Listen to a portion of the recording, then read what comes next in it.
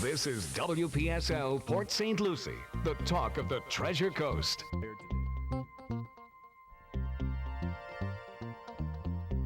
The views expressed on the following program are not necessarily those of WPSL, but you're encouraged to like and share them on social media because Howard Insurance in Port St. Lucie now presents to you the weekly feature live from our Treasure Coast Alexa studios. It's the African American Scene with your host, Rudy Howard.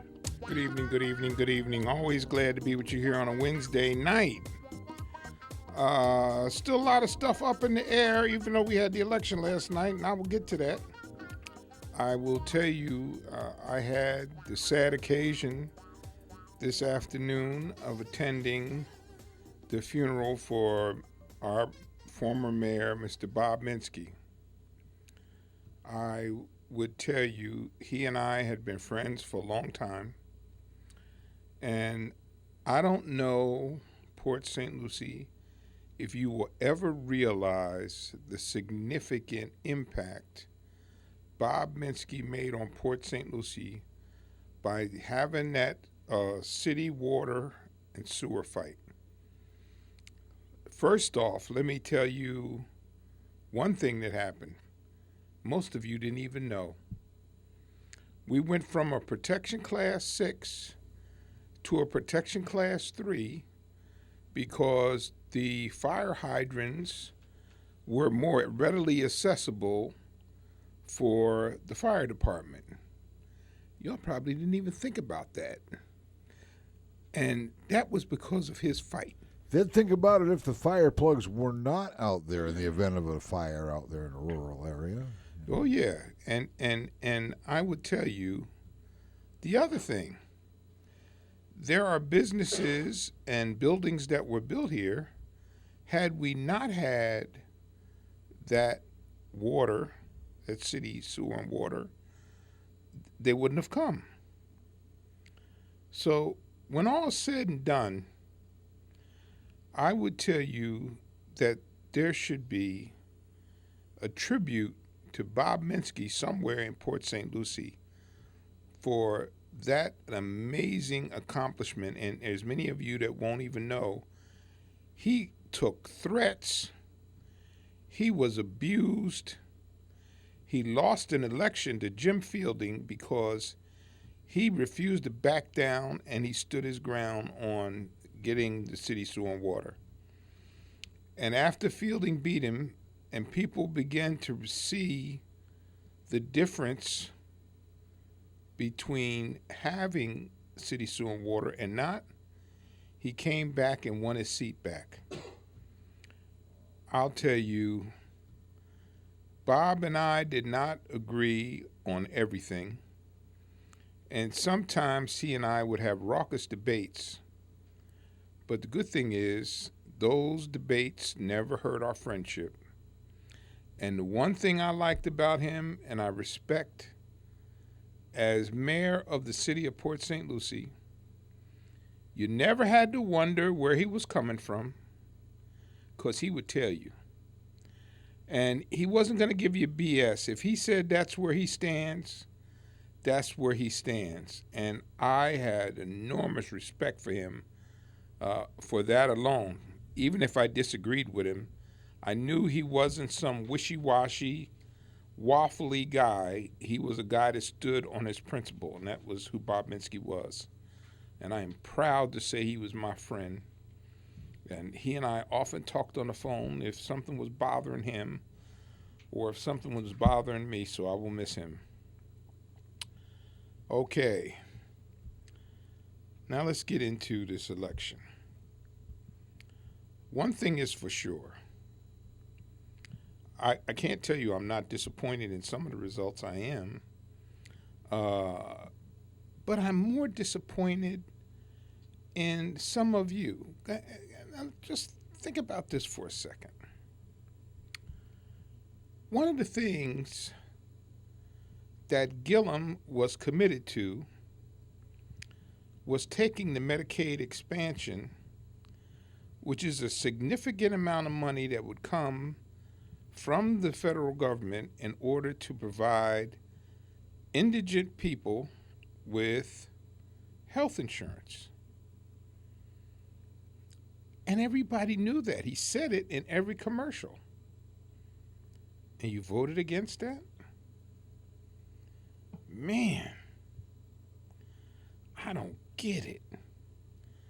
The only thing is that there is a potential recount now. He got some more votes, and it shrunk the margin of victory for DeSantis to the point where it's almost at the automatic recount area. And I pray that there is a recount, because I think there may have been some hanky-panky with the votes. And I, honest to God, believe that. I do with all my heart. But I would accept that DeSantis is the new governor if that's the way the count turns out. What about you? What did you think about last night's election? The Republicans lost the House. That's going to be a significant issue going forward because of the ability of the House to inspect and investigate in certain things that have been going on in the administration. Trump, typical Trumpian way, has thrown down the gauntlet. He said, if you investigate me, we will investigate you. Isn't that a wonderful way to start the relationship? Isn't it? Aren't you proud of that? Be proud. Your president is acting like a 3-year-old. You investigate me, I'll investigate you. Oh. You let me play, or I'll take my ball and go home. Yes. Yeah, something like that. I'm honest to God. It's just so ridiculous. Okay, now, last week, I asked a question, and I got some people to respond, and others I did not. I want to know, why are you a conservative? Why do you call yourself a conservative? Why did you call yourself a conservative? And we have Jeff on line 1. Yes, sir. Yes, I am, and I'm going to sit here and say, don't you be damn talking Donald Trump for saying, if you start all this investigation crap, I'm going after you, because all they've done is stand up and down and holler. When we get into that house, we are going to impeach. We're going to impeach. We're going to impeach. Impeach.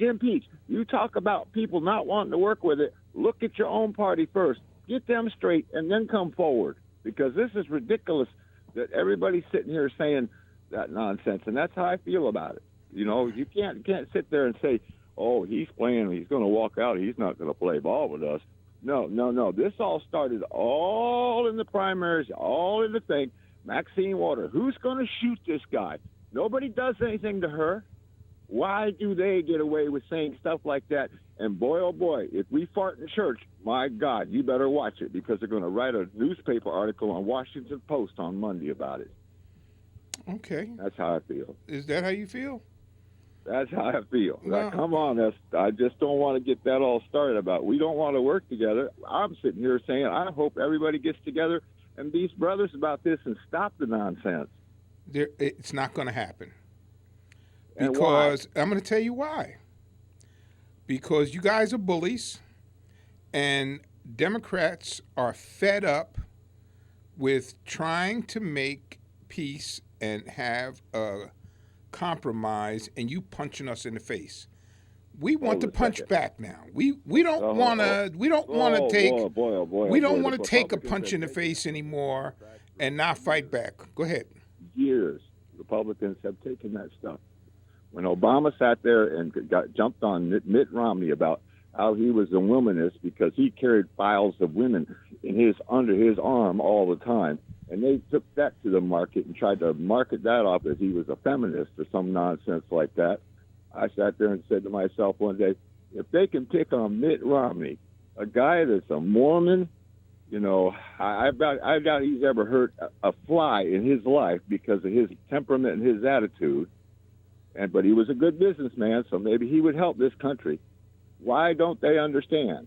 You know that you can't. Did you ever see? All stop. Did you ever see the video that they had on Romney? Did you see that? Did you ever see the? The 47%? Did you see the? Did you ever see the? He had 47% women in his offices. No, he hired women all the time. No, the go out and do a Google search and ask your Google to give you the Romney speech about 47%. And then tell me what you think about Romney again. I'll do that. Okay. I have no problem with that. Okay. He's a non-player now, so I don't worry about him. Well, he just became senator. He just became senator in Utah. I told you I would vote for you because if you ran for president, at least we'd get some kind of straightness out of this thing. But I'm not telling you. There's other people in your party that just make my head spin. You got an 85-year-old lady that's going to sit up there on the bench, and she can't even get 5 words out of her mouth without just acting like that. It's like, my God, when are they going to sit her back and retire her? Please. Are you talking about? Are you talking about Ruth Bader Ginsburg? No, I'm talking about Nancy Pelosi. Oh, well. They need to replace that woman. We need new blood up there, big guy. Well, let me just tell you this: you're a conservative, right? No, I'm pretty much conservative. Yeah, conservative liberty, right on the line. On the line. Okay. So I want new ideas, but I don't want to give up the house to get new ideas. You know what I'm saying? Well, okay. Well, let me say this to you, and you can go back and check this. I will. They have made Nancy Pelosi the boogeyman very effectively. Let me give credit where credit's due. Republicans have done a fantastic job of making Nancy Pelosi the boogeyman. But here's the reality. If you go back and look, she has been one of the most effective House leaders in recent history. Very effective. Very, very, very effective. If she has to get something done, she gets that group to fall in line to get behind the thing that she's trying to accomplish. She raised money for candidates in her party. Now, you can talk about her all you want.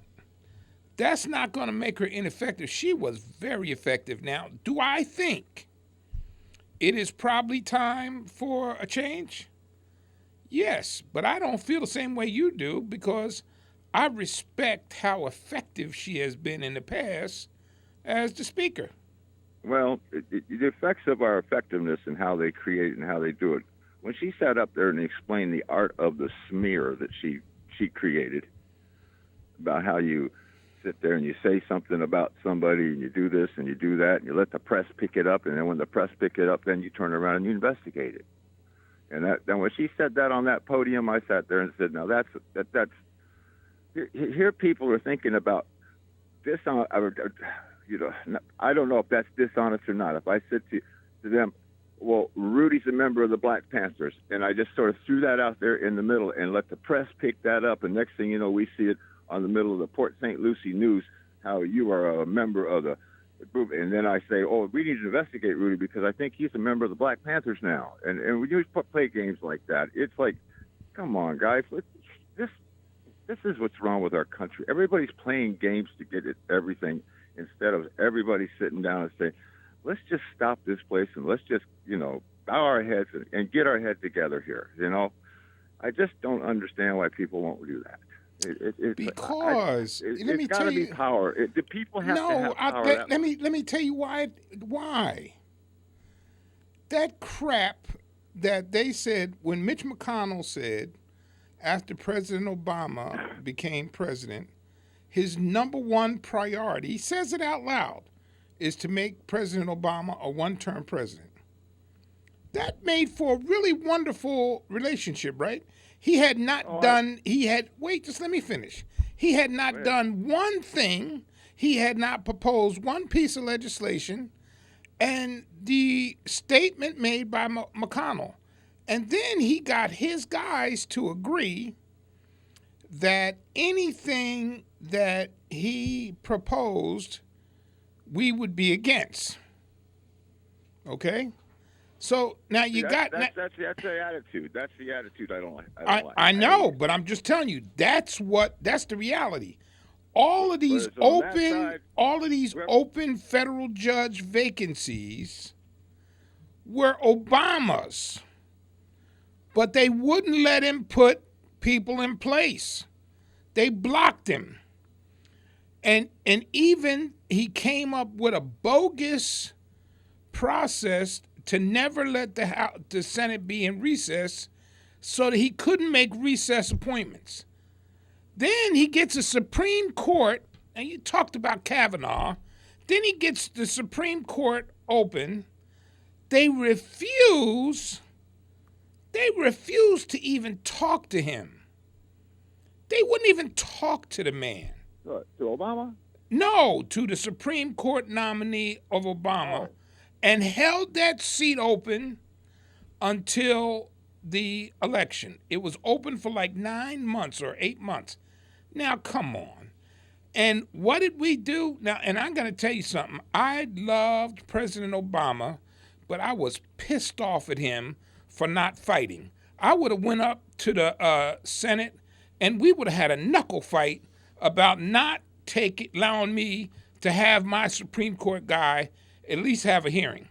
At least have the damn hearing. Don't pull that people on the carpet for that kind of stuff to begin with, Rudy. I mean, that kind of stuff, when you start, doing stuff like that, it needs to be. Well, that's why we are where we are, Jeff. That's what I'm telling you. That's why we are where we are. You punched us in the gut, slammed us in the face, and now you want to make peace. Well, I'm a liberal, so they're not part of me. I'm an independent. Excuse me, I'm independent. I'm leaning more towards the liberal side, but okay, all right. So I voted for Obama. I voted for Obama to begin with because I thought maybe that would change everything. Maybe somebody, but it seemed like the politicians got a hold of Obama or whoever. What did he? You know what? Somebody just locked him up for some reason. I don't know why. It seemed like his good ideas all of a sudden is sort of like I agree. He couldn't get anything passed. Jeff, he couldn't get anything passed. Now here's my criticism. Shit. It is. But here's my other criticism of President Obama. As nasty as that situation was, as unfair as that situation was, as the President of the United States, it was incumbent upon him to keep reaching out and trying to make some peace with the Republicans and bring them into the flow of things that happen. Now, ask me if I could have done that. The answer is no, because after they wouldn't return my phone calls like they did him, or they wouldn't come to the White House when he invited them, I would have taken, thumbed my nose at them and told them they could go to hell. But, the President of the United States can't do that. And my criticism of him is he should have continued to try. As long as he was in there, he was obligated to try and bring people together. But we having all of this argument about immigration. Mm-hmm. They passed the legislation, bipartisan, in the Senate, like 98-2, give it to the House, and the House wouldn't even put it on the floor for a vote. Don't you remember him asking over and over again, just put it up for a vote? You know why they wouldn't put it up for a vote? Because it would have won. And we wouldn't even be having this discussion today about immigration. They refused to put it on the floor for a vote. Now, see, where did all this? This is the hardest thing of all. The founding fathers, when they had democratic and supposed to be for us to fight amongst each other when we're trying to get something done for the good of the country. That's what I don't understand. I mean, can't we, we got to deal today with something for the good of the country. What is good for the country? If we let all these people in here and we do this and do that, make a list. Left side of the list is the good stuff. The right side of the list is the bad stuff. There's bad stuff off.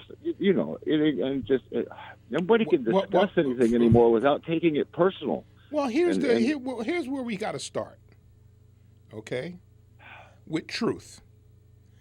Now, I will tell you, and I was talking to someone today at the funeral who I've known for 20 years. I don't know a single Democrat that wants open borders. Not one. Not a single one. Oh, it's common sense to tell you not to do that. Well, they say it. They say that Democrats want open borders and want to let everybody in without any checks, and they say I it. think now, and you know what happens, Jeff? Here's what happens. They say it enough that there's people out there now that believe it. Well, that's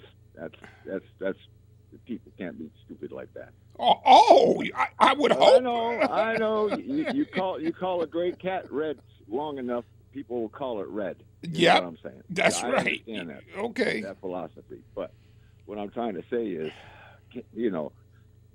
isn't there somebody out here that yes, the question is, yes, Jeff, we do need to find a path to get back to where we could have a conversation. For Christ's sakes, Reagan and the guy from Massachusetts was Speaker of the House for many years. His name escapes me. They went out to dinner together. Yep, that's what I'm trying to say. Can't people be social?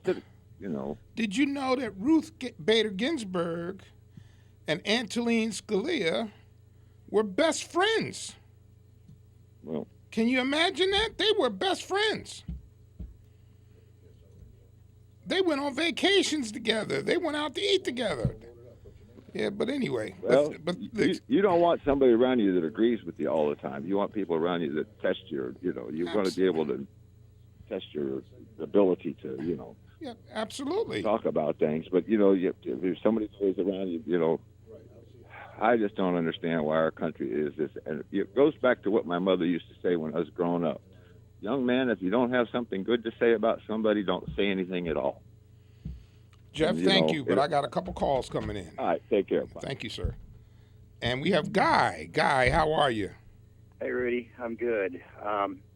Getting back to Gillum and the Medicaid expansion situation, you sell insurance, so you should know this better than most. That was Medicaid, the funding that they were offering was a one-time shot from the feds, and then once the states got set up, they were responsible for it themselves. And the money for Medicare was going to go away, and we would all be subject to Medicaid at that point. And I think you're well aware that Medicaid in the state of Florida is very much substandard. And you can have a Medicaid insurance card, but that doesn't mean that your child is going to be able to go to Martin Memorial and get his arm set when he breaks it. You're going to have to probably go as far south as Miami to make that happen. So just because you have a Medicaid card does not mean you're going to get health care. It just means you have an insurance card. And, one day the Dems woke up and they decided, hey, we're going to overhaul the medical system so that you don't pay such high premiums and we get better care. And that has not happened. And we spent, while Obama was in office, the man that you love so much, do you know how much the national debt increased? Well, it didn't increase because of Obamacare, but let me give you credit. No, answer that question. When he started, our national debt was $10 trillion. When he finished 8 years later, it was 20. Okay. And now it's 21 trillion. Okay, why and wait a minute though. Go ahead. Question how Gillum's going to pay for all this stuff, and taxes are going to go up. All of a sudden we're going to be busting our butts to pay for the money that he has spent on health care that doesn't exist. Again, you have a card, they tell you have Medicaid, but that doesn't mean you're going to get medical treatment. Okay, well, first of all, let me give you an acknowledgement. Most of what you said is true.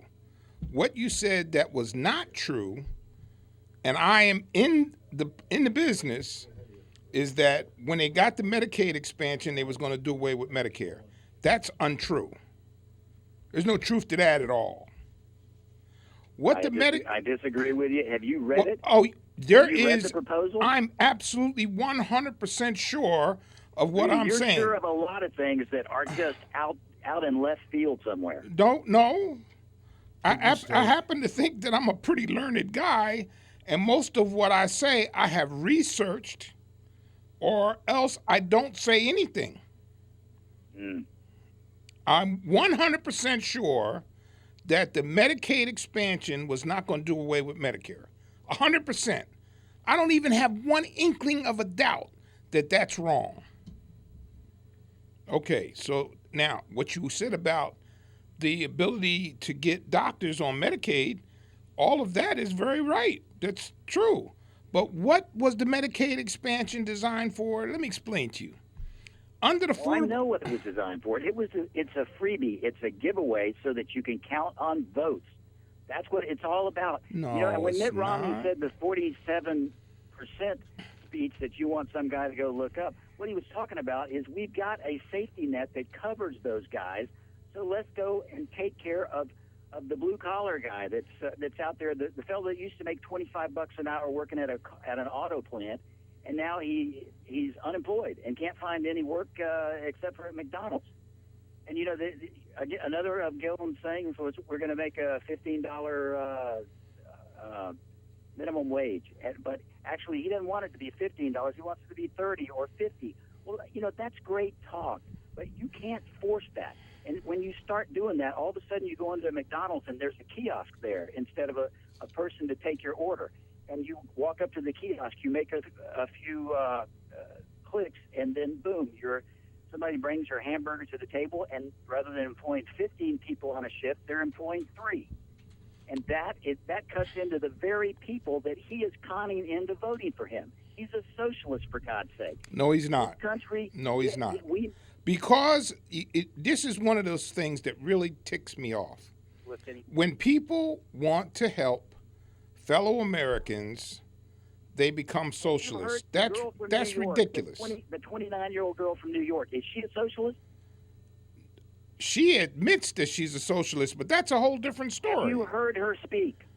Yes, I have. Yes, I do is give free stuff to anybody that will vote for her. No, well, and people aren't smart enough to realize, holy crap, how are we going to pay for what she has just promised? Okay, well, let me say this to you. Okay, I can find money for most of what's necessary. I can. Necessary. Is food necessary? Wait, I can find the money to fund most of those things. I know exactly where you're going to find. You're going to find it in the upper 1%. We'll just go ahead and take anything we need from. Nope, that's not where I'm going to find it. You know where I'm going to find it? In the bloated defense spending that we have, where we spend more money on defense than the next 15 countries combined. If you took the next 15 countries in the world and added up their defense spending, we spend more than them. That's ridiculous. That's billions of dollars. And you know why? And wait. Here, you're worried about giving away. You know why we're in that position? Because we have made a pact with the devil.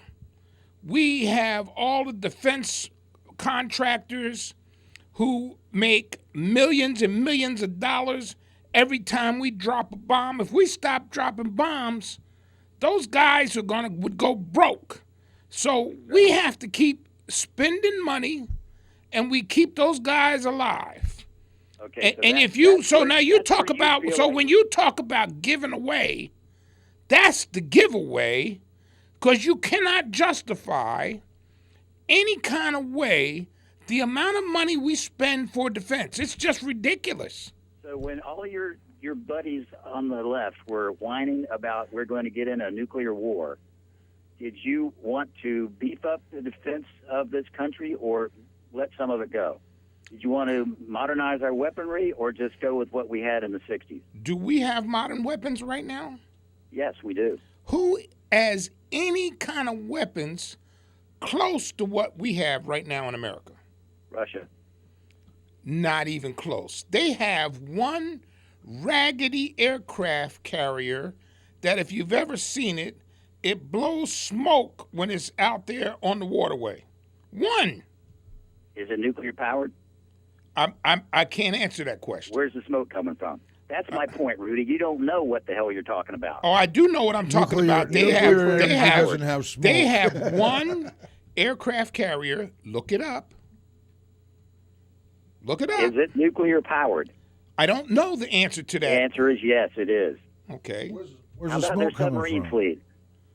I don't Let's know. make some sense here. Now, where's the smoke come from if it's a nuclear sub? That's what I want to know. Nuclear. That's what. Well, Then it can't be a nuclear. The It can't be story nuclear. just gets better and better. How about their submarine fleet? I don't know how many submarine fleet is How in about there. getting Rudy, do you handle the Russian inventory in the military? over there? I don't think it got into a point. ahead of them? How did we get to space to the space station? You're still missing the point. The point of the matter is we just approved $700 billion for defense. But you know what? Could we have approved $500 billion?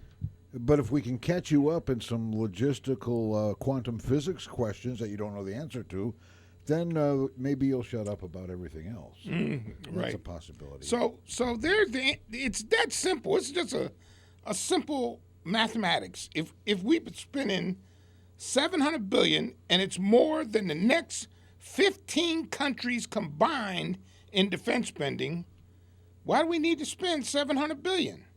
Why are we doing that giveaway to defense contractors?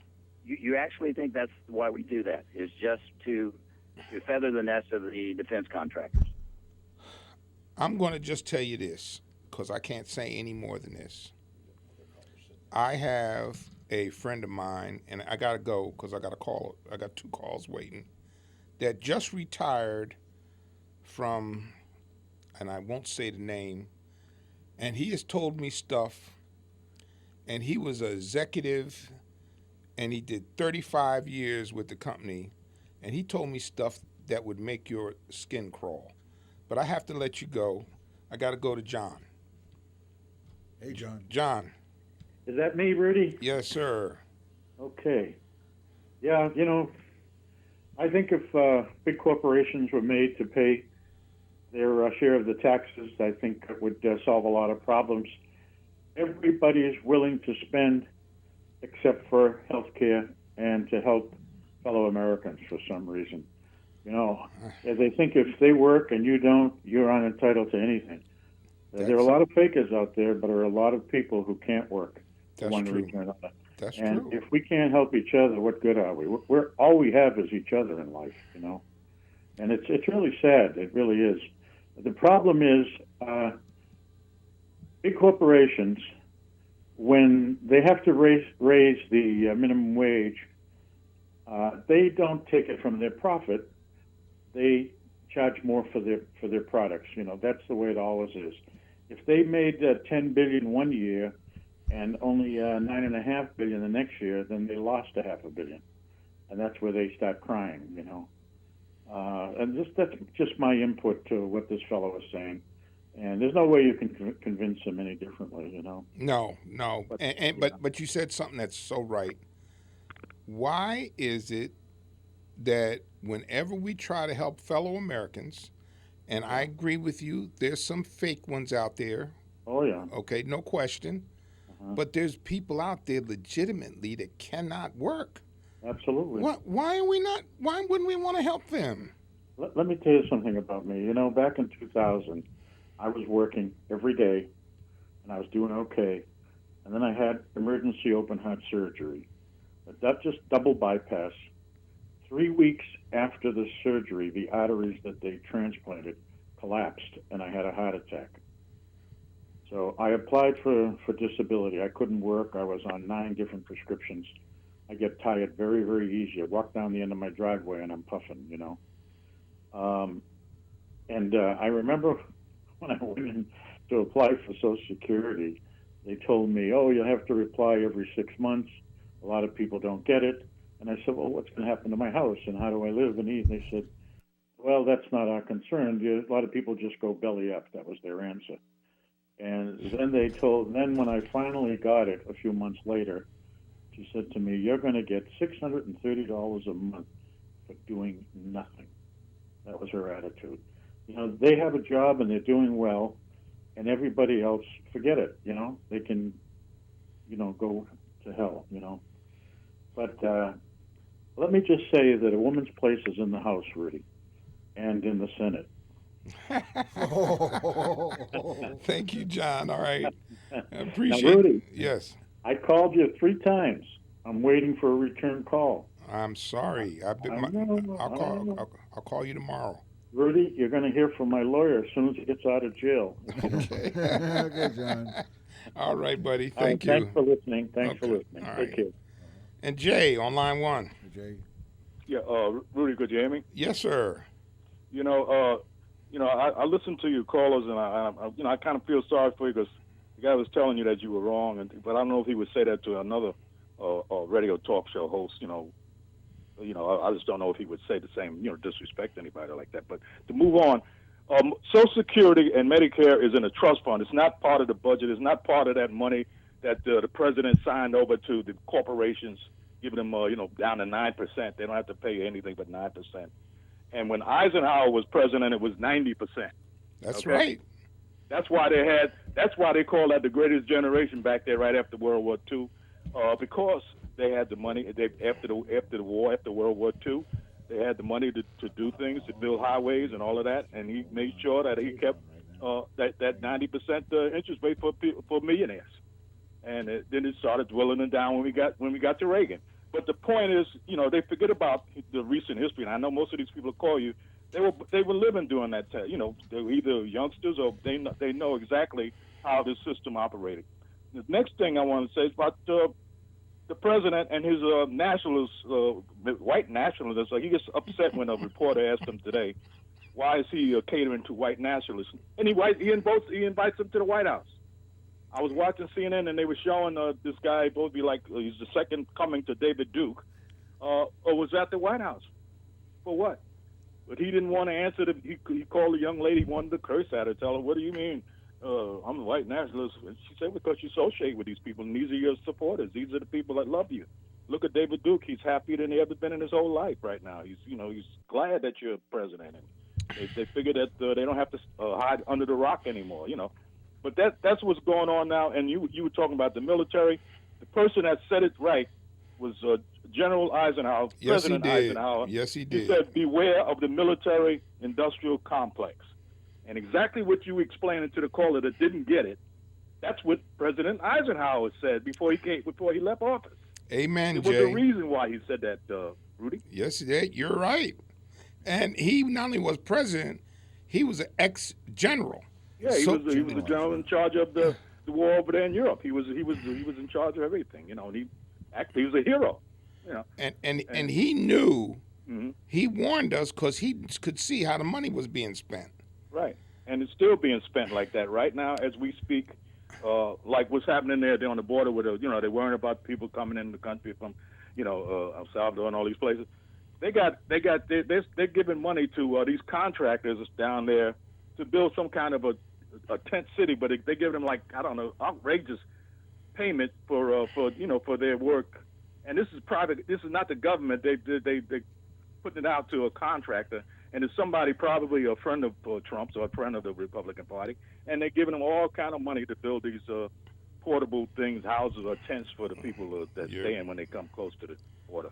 You're right. Anyways, a lot of things going on, Rudy, and it's just a shame that people are not educated and understand. It's not that difficult. You don't have to be a rocket scientist to figure out what's going on in this country right now, and people got to wake up and really keep up with it because it's money coming out of our pocket because it's our tax money they're using.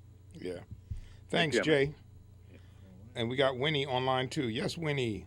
Oh, they push the button there, Winnie. There we go. Yes, Winnie. Oh. Think that Gillum had lost. You think the other group of people came out in numbers? They outdid them. Well, I haven't had a chance to study the numbers yet, but I will tell you that it appears that he picked up some additional votes overnight, and it shrank the percentage of difference between him and DeSantis. And in this state, if it's 0.5% or less difference between the winner and the loser, there's an automatic recount. So there's a good chance that there's going to be a recount. And the same thing, yes, and the same thing with Stacey Abrams in Georgia. I don't know how that law operates, but she has not conceded, and she's looking for a recount. And I don't blame her, given the way that whole thing was done. I say thank Gillum and they thinking about they might recount too. They're thinking yes that there might be a recount, and the Nelson Scott, that's already determined that that's going to be a recount. So there's going to be there's might be 3 recounts going on. Oh, I didn't know that. Yeah. So he did came out, and all of a sudden, in some Gillum came out in some number, but he didn't get the credit. On what? You said I think it was some late, like mail-in ballots or something like that they counted late last night, and it shrank the margin. DeSantis was still ahead, but the margin of victory shrank, which put it closer to where the automatic recount would go into effect. Oh, when they supposed to take place? I don't know. I think they're still working on it now. I think that Gillum wants to have the recount, so we'll see. Oh, that'd be nice. That would be nice, cause the number was kind of close. Yeah. And the number between the and Gillum. Oh, okay. That lady, she go the one in Georgia. She give that up to a fight. Yeah. About her recount, she not letting it go. Nope, she's not. All right, then. Take care. All right, Winnie. Okay, bye. All right, bye-bye. Wow, some interesting calls. I see a trend. Some of the guys that call you up, if they don't like the way you're defending your views and your research, they'll pick someone out of the sky like, logistics or statistics about a Russian aircraft carrier, and you don't know anything about that. How dare you come in here and talk about healthcare and not know about Russian aircraft carriers, whether they're nuclear or wood-burning stoves or whatever. And see, that's the distraction. You see, if you can't answer a question because it's too stupid of a question that has nothing to do with the content of the show, then it might make you look bad if you can't answer a question like that. But listen, you get that all the time, though, don't you? Yeah, and if you've been listening to my show for any length of time, calling up to try to hit me with stuff like that, it just is kind of a waste of time because. Might as well grab you some liberal talking points and go call Sean Hannity or something, because it ain't going to happen here. No, because if I don't know, I say I don't know. Yeah. Just like when he said about the Russian submarines, I said I don't know. What are you required to know about Russian war stuff? Right. When we're talking about things like health care and immigration and the things we talk about on this show. Yeah, and I want to tell you this. I'm going to go back to something that I said to the first caller. I want you to think about this and show you how bad this tribalism has become. When President Obama was in office, there was a bipartisan immigration bill passed, like 98-3 or 98-2. I mean 98-2, and or 97-3, something like that. And it went to the House. And Boehner would not put it on the floor for a vote. He kept it locked up. Now we're here having this war about immigration, and President Obama repeatedly begged the House. He said, look, just put it on the floor and let everybody vote. And if they don't vote for it, fine. But put it on the floor for a vote. And you know why they wouldn't put it on the floor for a vote? Because there was enough Republicans that would have supported it that it would have passed. But because it was going to pass, which would be contrary to the interests of the Republican Party, he wouldn't put it on the floor. And now you come back and say, okay, let's play nice. Let's come up with a joint and agreeable solution to all these problems. Oh, boy, you can go jump in a lake, most of you, because I think that is bunk. This whole immigration thing is totally unnecessary because you refuse to vote on a bill that was a bipartisan piece of legislation. And then you're going to turn around and say Democrats want open borders, which is the biggest lie in the history of politics. Because I will tell you, and I was with somebody today and we talked about it, and I said this to a prior caller, I do not know one single Democrat, not one, who wants open borders. But they keep saying it, and you heard Guy say, "Oh well, no, we know." I said, "No, Guy, you know," but they keep saying it over and over and over again, and people will begin to believe it.